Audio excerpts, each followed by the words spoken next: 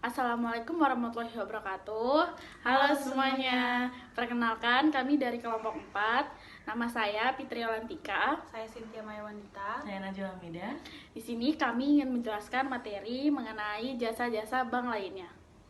Stay tune.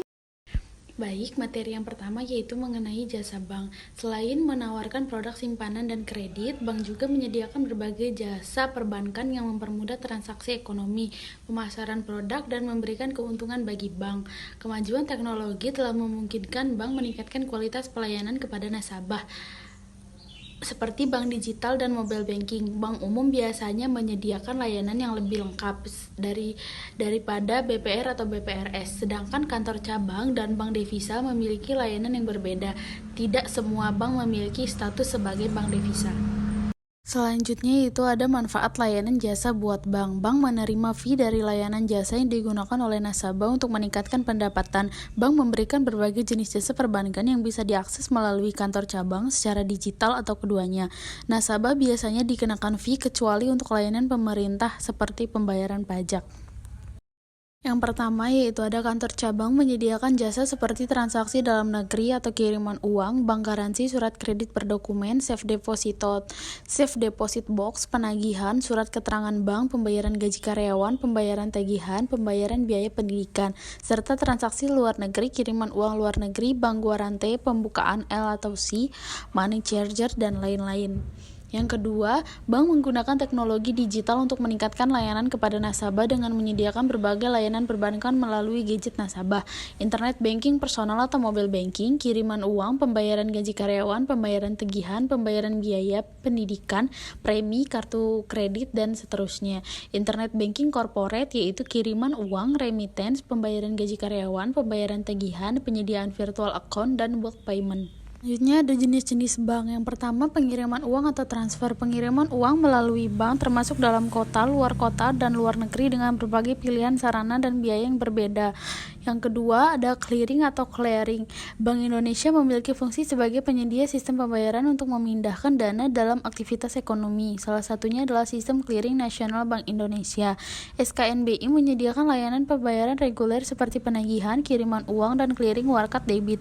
Proses clearing debit dan kredit diselesaikan secara nasional. Bank atau lembaga memerlukan izin dari Bank Indonesia untuk menjadi peserta clearing. Bank Indonesia menetapkan waktu pelaksanaan clearing dan pengiriman uang. Online transfer atau adalah cara pengiriman uang yang paling sering digunakan oleh masyarakat untuk mentransfer uang antar bank, khususnya ketika menggunakan fasilitas mobile banking, ATM, atau lainnya. Di slide selanjutnya ada jasa-jasa bank, real-time gross settlement. Real-time gross settlement itu adalah Bank Indonesia memiliki fungsi serta menyediakan sistem pengiriman uang BRTGS yang berbeda dengan sistem clearing dalam penyelesaiannya. Sistem ini untuk nominal di atas 100 juta dan melibatkan bank dan non-bank sebagai peserta. Yang keempat, itu ada kiriman uang luar negeri, remittance, yaitu bank menyediakan pengiriman uang dalam valuta asing ke luar negeri dan menerima kiriman uang dari luar negeri. Prosesnya berbeda dengan transfer antar bank.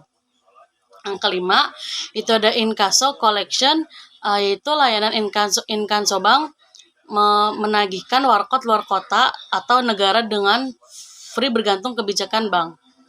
Selanjutnya ada outgoing transfer, kiriman ke luar negeri, dan selanjutnya juga ada incoming transfer, kiriman dari luar negeri. Selanjutnya di slide 7 ada 6 safe deposit box, yaitu adalah bank menawarkan safe deposit box untuk menyimpan barang atau surat berharga dengan biaya sewa. SDB terbuat dari bahan baja dan aman dari kebakaran. Nasabah harus memiliki rekening simpanan untuk memanfaatkan SDB. Barang, surat, atau berharga yang bisa disimpan antara lain surat nikah, ijazah, sertifikat tanah, surat perjanjian, paspor, emas batangan, logam mulia, dan perhiasan. Yang ketujuh ada penukaran uang. Penukaran uang oleh money changer yang dibutuhkan oleh masyarakat dalam keperluan pribadi atau bisnis. Bank menyediakan berbagai pilihan mata uang untuk ditukar dengan rupiah. Bank mendapatkan pendapatan dari selisih harga beli dan jual valuta asing. Nilai tukar valuta asing terhadap rupiah berubah dari waktu ke waktu. Ada perbedaan antara harga uang fisik dan non fisik. Yang kedelapan ada letter of credit, yaitu bank menyediakan fasilitas letter of credit untuk mendukung perdagangan internasional. Letter of credit adalah janji bank untuk membayar kepada eksportir jika syarat dan kondisi terpenuhi. Dokumen ekspor dikirim ke advising bank, pembangunan dilakukan dan importir mendapatkan dokumen untuk pengambilan barang. Letter of credit adalah jaminan pembayaran.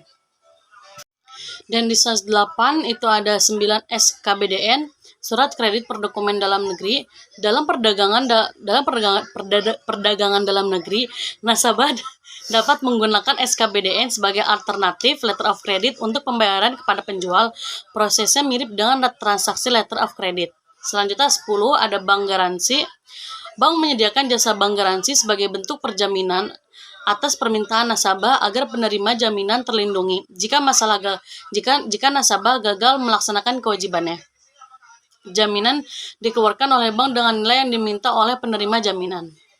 Di slide 9 itu ada 11 pasar untuk keperluan pasar modal. Bank memberikan jasa ke nasabah, perusahaan dan ke pasar modal. A. Bank kustodian. Bank berperan dalam menerima dan menyimpan efek atau surat berharga untuk investor serta melaksanakan transaksi dan pemenuhan hak investor. Untuk menjadi bank kustodian, persetujuan dari OJK diperlukan.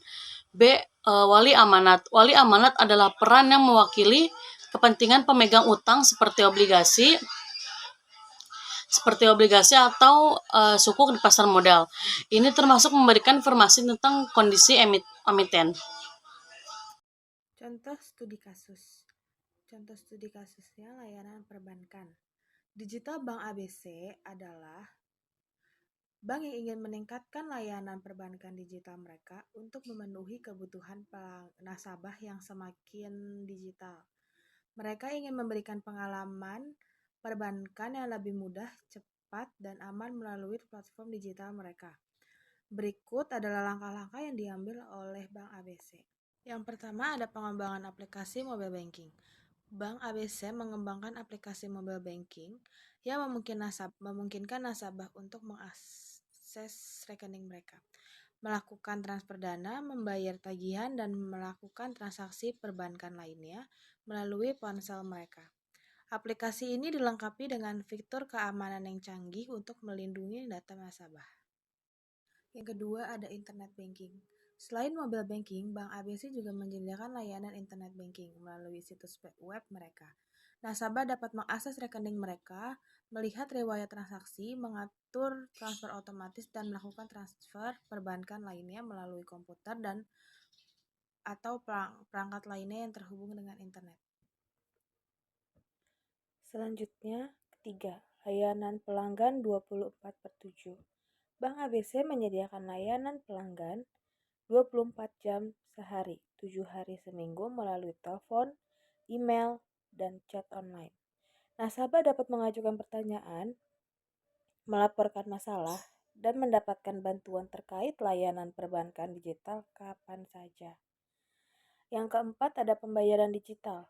Bank ABC bekerja sama dengan penyedia layanan pembayaran digital untuk memungkinkan nasabah melakukan pembayaran tagihan, pembelian produk atau layanan, dan transfer dana secara digital. Nasabah dapat menggunakan aplikasi mobile banking atau internet banking untuk melakukan pembayaran dengan mudah dan cepat. Yang kelima, ada keamanan dan proteksi. Bank ABC mengutamakan keamanan dalam layanan perbankan digital mereka. Mereka menggunakan teknologi enkripsi yang kuat untuk melindungi data nasabah dan menerapkan sistem keamanan ganda seperti autentikasi 2 faktor untuk memastikan keamanan transaksi. Dari studi kasus yaitu hasilnya Hasil Bank ABC berhasil meningkatkan kepuasan nasabah dengan menyediakan layanan perbankan digital yang lebih baik. Nasabah dapat mudah mengakses rekening mereka, melakukan transaksi perbankan, dan mendapatkan bantuan kapan saja melalui platform digital yang disediakan oleh bank. Selain itu, layanan perbankan digital juga membantu Bank ABC mengurangi biaya operasional dan meningkatkan efisiensi dalam memberikan layanan kepada nasabah. Sekian, terima kasih.